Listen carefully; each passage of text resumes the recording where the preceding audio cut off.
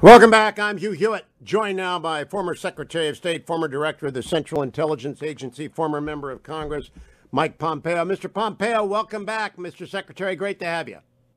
Hugh, it's great to be with you this morning. Thanks for having me on the show. You know, last time I had you on, I blew my outline. We were talking about CAVPAC.com, your new political action committee supporting people who support free markets, free people, and the idea that America leads the West and should.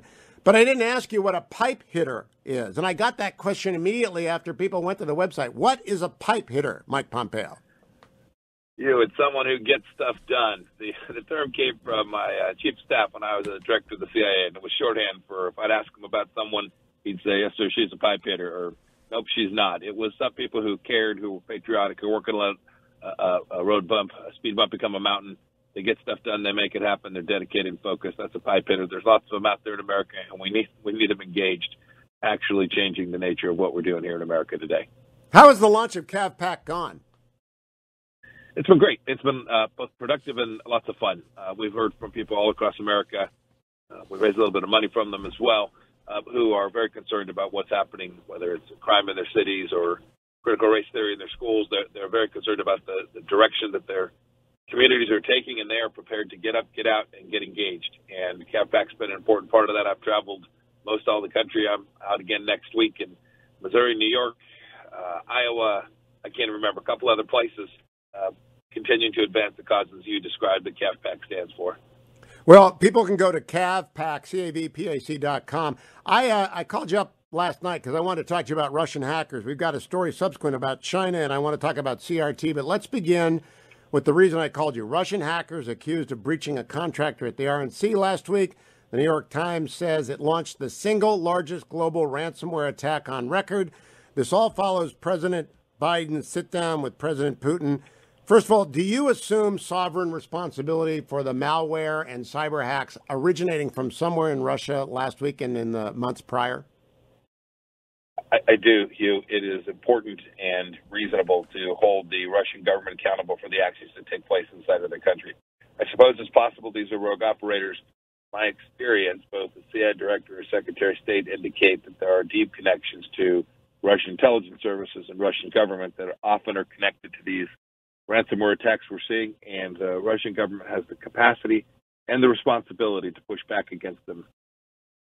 Now, the first time I sat down with you on television, it was at Langley when you were running the CIA. And I asked you in that. Seems like a long time ago. Yeah. It was a long time ago. But I remember asking you, are we going to hit back against cyber attacks? And you just said something vague like, we have the capacity, but we're not going to discuss the specifics. I didn't look up the transcript. What ought to be the articulated policy of the United States? And did President Biden, in your opinion, communicate that to President Putin? The two things to think about here, Hugh. One is we think of cyber attacks as unique and new. In some sense, these ransomware attacks, these have been going on since civilization began, right? You take an asset that's important to the other person, you demand something in exchange for its return. It's just because of cyber become cheaper, more prevalent, and now more actors can participate in it. But we've known for a long time how to respond. And I know President Biden is going to speak about this today. I'm not particularly interested in what he says. I'm very interested in the responses that the United States government takes. It doesn't necessarily have to be responses that the American people know about, but these need to be serious. This is just like any other attack on the United States of America. We need to impose real costs on the decision makers that have the capacity to deter this. This is an attack on America, and the American government has responsibility to deter and impose costs until that deterrence takes effect. It doesn't appear that that message was passed sufficiently in Geneva when the two leaders were together. It's not President Biden says he drew a red line. It's about the red line. You have to enforce it, but it is more important is to make sure that we communicate clearly and then demonstrate that we're prepared to impose real costs on the Russians until they change this behavior. Now, in the Ruthless podcast, which I did yesterday with Josh Holmes, Josh said, and I like this, I want to steal it, you tell President Putin, you warn him, and then when it's violated, there shouldn't be a working stoplight in Moscow for weeks. Do we have the capacity to do things like that to message, Mr. Secretary? I don't talk about any specific capability, Hugh, but suffice it to say, we have been working for an awfully long time to build out a set of capabilities that could be enormously cost-imposing on the Russians. Yes, we We could absolutely do those kinds of things and then message around it to make clear that the Russians understood what happened, who did it, why we did it, and what our expectation is. Those are the elements of deterrence to go back a long ways, Hugh, in both diplomacy and war. Those are the elements of deterrence that you have to lay down. We could do it. We have the capability to make those things happen. The Russian people would become aware of it. They would begin to put pressure. So this can't be a freebie for the Russians or the Russian people. We've got to impose real costs. Now, Mr. Secretary, you obviously still have ties and contacts throughout the all branches of government.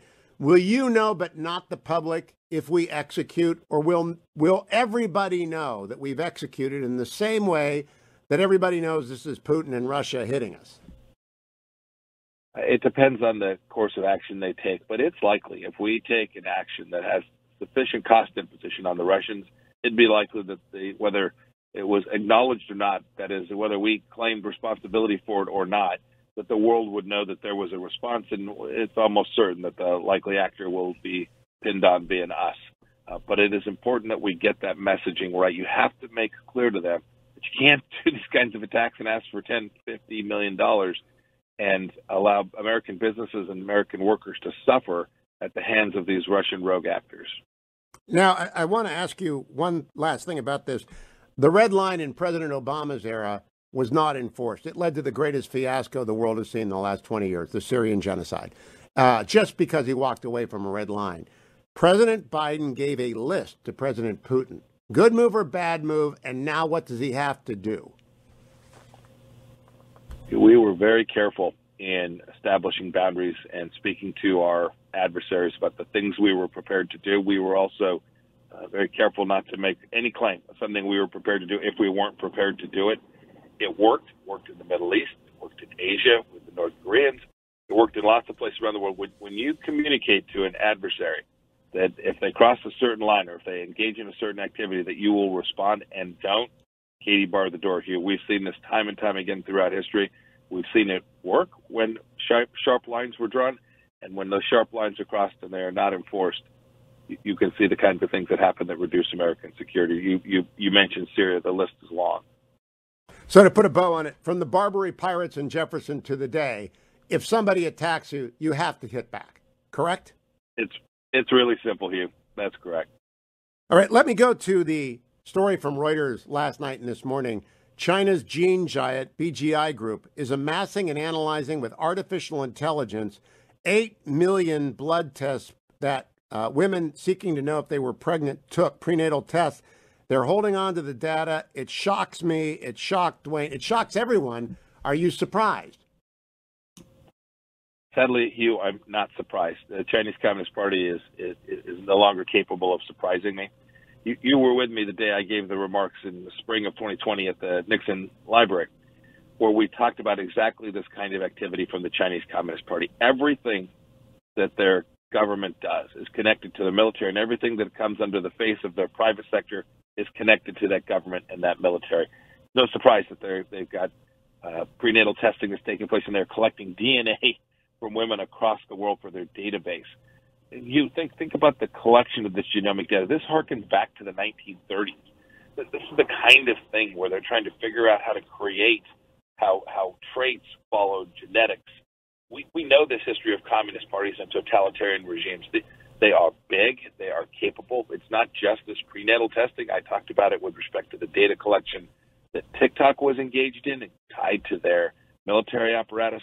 This is a broad-based effort to collect information, to collect data for the benefit of a regime that has the intent on global hegemony. I think the American people are awakening to this. It is a time that we all do, and we're going to have to enlist every capability, including American business, to push back against exactly the kind of things that you saw in this Reuters article. It's a long piece, and when American people read this and mothers all across the world read this, they're going to be shocked as well. It's sort of the worst nightmare. If you give the Nazis DNA, imagine what they would have done. Not just Jews, but kulaks in the Soviet Union, any ethnic group that's ever been targeted on the basis of a DNA profile will be targeted with greater intensity and focus by a centralized totalitarian regime. It is really Orwellian. We've seen the Chinese efforts for decades of population control, making decisions about when and who can have children. We've seen now trying to eliminate an entire class of people, the Uyghur ethnic minorities in the West. So they're denying them. They're forced sterilizing those women. They're forcing abortions while they're now saying we want more ethnic Han Chinese to have babies. We know this history, Hugh, and this is another example of the Chinese Communist Party that is going to use every tool that they have in their power to create what they view as this Middle Kingdom, this all-important, all-powerful entity that emanates from Beijing. The world must rise up to stop it. Now, every day, Mr. Secretary, I worry that we're going to see Deputy Secretary of State Wendy Sherman emerge from a hotel in Vienna and declare peace is at hand with the Iranian regime, despite the election of a president and likely successor to the Ayatollah Khamenei, who is a menace. Do you have that same fear? I do, Hugh. And in fact, I think it's pretty likely. The administration has taken a fundamentally different view than we did in the Trump administration on the Middle East. They are cozying up to the Iranians in ways that remind me of 2015, exactly what they did last time, which emboldened the Iranian regime to conduct terror campaigns all across the world. What we did worked. We denied them their resources and the capabilities. You see, by the way, you see it playing out in our military bases in Iraq today with Iranian-backed militias now attacking Americans. Again, we shouldn't be sitting in Vienna with Ibrahim Raisi, the butcher of Tehran. We shouldn't be granting them the opportunity to have billions of dollars in wealth to build a missile program and continue their efforts towards a nuclear program. Those are enormous mistakes for American security. Now, Mr. Secretary, I want to go back to your days of Congress and before, even after your military service, after West Point, to your Harvard Law School year. What year did you graduate from Harvard Law School? I graduated in 1994. Okay, so that is a good 15 to 20 years after critical legal theory in the form of Duncan Kennedy and Mark Tushnet established its beachhead at HLS. Did you come in contact with it then, and have you watched it since? And what is your assessment of CLT and its subheading, critical race theory? Yes, it began in the 70s, at least in the United States legal world, legal academia. It was definitely at Harvard when I was there. It's this idea that somehow America is racist and everything revolves around race. And that's how the world is shaped. It's the oppressor class versus the oppressed class. This notion that was in the legal space. You now see it in every walk of life. It's now infiltrating the United States military as well, these central ideas. These things are really dangerous. I saw them in the 1990s when I was in law school and had a chance to watch some of those professors who were radical left-wingers who literally believed that our nation was founded in a way that was so deeply flawed and racist and corrupt that they wanted to overturn every central institution that has been so important to the world and to the American people. We're seeing it in our schools today, not just in the colleges, not just on our law school campuses, but sadly in high schools as well. Hugh, got to push back against it. Now, there are two responses, Mr. Secretary. One is CRT is not being taught, and the other is it's being taught, and that's a good thing. What is it being taught? I mean, do you run into it? You're out there, as you say, all over the country with CAVPAC. Do people talk to you about CRT? Yes. They tell me their kids in their schools, public schools, even in private schools, are being taught these ideas. The kids are being forced to take lessons on white fragility, all the things that we've seen in the news. This is actually happening. I think the teachers' unions are driving this. And at the same time, on the other hand, trying to deny it, saying nothing to see here, folks. This is an idea that is being driven into our schools. Kids as young as 8, 9, and 10 years old are being presented this in their teaching curriculum. Really dangerous. I think parents all across America can see this. I'm really heartened by the parental response, right? Not driven by anybody in Washington, D.C., local communities banding together to say enough's enough. We're not going to let our kids suffer being taught this crap. Now, Mr. Secretary, I have played a long coverage piece from CNN yesterday by Ellie Reeve. I can't play it again. It was really one of the worst reports I've ever heard on CNN, and that's saying something. Here is one statement by the, quote, reporter about critical race theory. I'd like your comment as a lawmaker in the past. She's talking about the 1994 crime bill. She doesn't mention it by name, but here is what she said. In the 90s, the crime bill gave much more severe sentencing to crack cocaine versus powder cocaine simply because Black people were perceived as doing crack cocaine and white people. That is a statement of fact, Mr. Secretary, that does not describe the 1994 crime bill in its 350 pages or specify about what she's talking or cite it. Is that a correct statement of fact? It is not, Hugh. It's got the facts wrong, and intentionally so.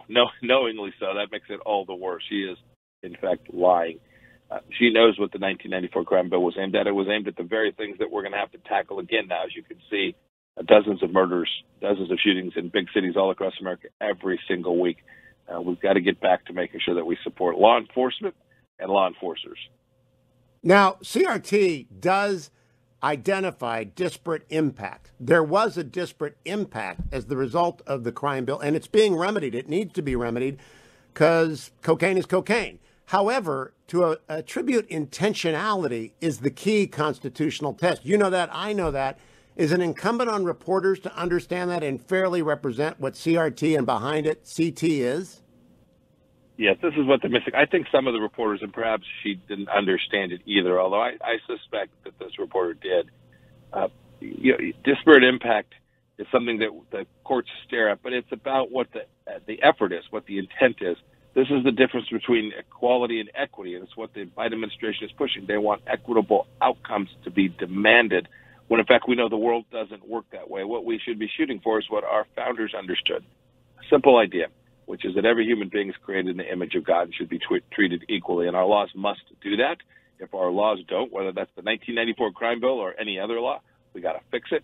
But we can't be running around every time we find some anomaly in the data set that suggests that there are a disparate impact, a different number of one class or one race or another falls into a particular group, that we're going to use the full force and power of the United States government to go fix that. We should be about equality, not equity. Now, disparate impact analysis, and I don't want to leave people in the weeds, but you're a lawyer as well as a national security expert. I just want you to comment on that. It is not unconstitutional to have disparate impact. It is always unconstitutional, with one exception, to have an intentional difference based on race. That one exception is affirmative action in some settings. The two Michigan cases, acceptable in the law school, unacceptable the system they adopted in the undergraduate. I expect that to be overturned. Chief Justice Roberts, in his 2007 majority opinion in Seattle School District, said, and I'm paraphrasing, but I think it's pretty close by memory, the way to end racial discrimination is to end discriminating on the basis of race. And it is adamant. I believe there will be a 6-3 vote on that. What do you think about that rule? There has to be race neutrality everywhere, whenever the government is involved. I don't want to get too far in the weeds either, but it's a simple idea. The simple idea is that you can't solve some racial inequity by creating more racial division. It's what the critical race theorists get fundamentally wrong. They believe that if you divide and identify by race or by class or by sector, they believe in their heart that they can both create division, which benefits them because it overthrows what they see as these oppressive power structures, and they know full well that this is not the right path. I hope the Supreme Court gets this right. I hope they take race out of decision-making by government. We want everyone, whether they're Hispanic or African American, or wherever place they come from, to have every same opportunity of every other American. So to tie a bow on the entire interview, Mr. Secretary, I'm going to go back to Russia. When Russia attacked the 2016 election, they didn't do so with any intention of successfully manipulating the result, and they didn't. But they did sow a lot of disinformation that has festered and metastasized across the United States, so that we are now genuinely fighting each other on everything at all time. Is this what Putin had in mind? And is this what the Steele dossier did and the witch hunt did, the Russia attack? Is this what he wanted, Putin? It's undoubtedly the case that Russian disinformation is aimed squarely at sowing discord inside the United States. It's why you see not only the Russians, but the Chinese. They talk about the rioting. They talk about Black Lives Matter. They talk about all, right? They said this to our diplomats in Anchorage. President Putin talked about this when he gave his solo press conference in Geneva, right? They raise these issues to suggest somehow America is not an exceptional nation, that we're in decline, that we are evil in the same way that they are. Those are fundamentally false statements. but they know if they propagate those stories, they can create division in the United States and thereby weaken us and give them relative power. So what ought the president and the vice president, who's been to Central America and, quote, the border, what ought they to be saying in response to the general concern out there that the United States is at each other's throats when the rest of the world is busy kicking us when we're both down? Well, first, they need to defend the American ideal and the nature of America as an exceptional country. Barack Obama went on his famous apology tour, but President Biden hasn't been much better at defending America. He went to Europe and said, hey, we're back, somehow as if we had 4 years where we were simply no better than some third world country that was despotic or authoritarian. Those are dangerous ideas to be passing along to the world. They need to defend the things the United States has done. We have been, you know this, we have been a force for good in the world for an awfully long time. We should be proud of this. And this is what American leaders must do. If we get those right, we won't be managing American decline. We will continue to manage the greatest nation in the history of civilization. Secretary Mike Pompeo, always great to talk to you. Please keep coming back. Good luck on your travels next week. Thank you. So long, sir. Be well. Mike Pompeo is doing great work for CAVPAC.com, and we need people to do that every single day in every single space around the United States, because the CRT nonsense, and it is nonsense, and I challenge anyone, Tushnet or Kennedy or anybody want to come on. I don't even know if Duncan Kennedy's still alive. I really don't. This is old. This is not new. And the Russian attacks are not new. And Secretary Pompeo is right. The attempt to divide is not new. The attempt to take hostage your assets is not new. It just triggered in me the Barbary pirates and Jefferson dispatching the United States Navy to deal with them. And everyone, Teddy Roosevelt, everybody has always dealt with attacks the same way. And we have to deal with the current domestic divisions the way that Reagan did. We are a city on a hill. We are a great and proud nation, the best on the planet, the best in history, a free people pursuing greater freedom and greater opportunity for every single American, regardless of race, religion, ethnicity, citizenship status. It's all the same to me. To Mike Pompeo, to everyone who comes on this show. I mean, I am welcome to talk to people who want to talk about what they perceive as disparate impacts and whether or not they ought to be remedied and how to do so in a constitutional fashion. Happy to discuss that. I have spent a lot of time talking about the homeless crisis in Los Angeles, which has a disparate impact on people of color and women. Absolutely. But I keep telling everyone, in order to summon the authority of the courts in the state, you have to go back and find intentional discrimination on the basis of race or gender in the record of the city and county of Los Angeles to allow for affirmative injunctive relief. Absent that evidence, you can't use race and you cannot use gender in any setting. And teachers ought not to be using it except to teach the facts. Teach that the founding was flawed but improved. Teach that the Civil War was fought to perfect it. Teach that the 14th Amendment corrected the oversights of the Reconstruction era that missed and allowed the degradation and suppression of African-American freedom for many years. Teach equal opportunity. Teach American exceptionalism.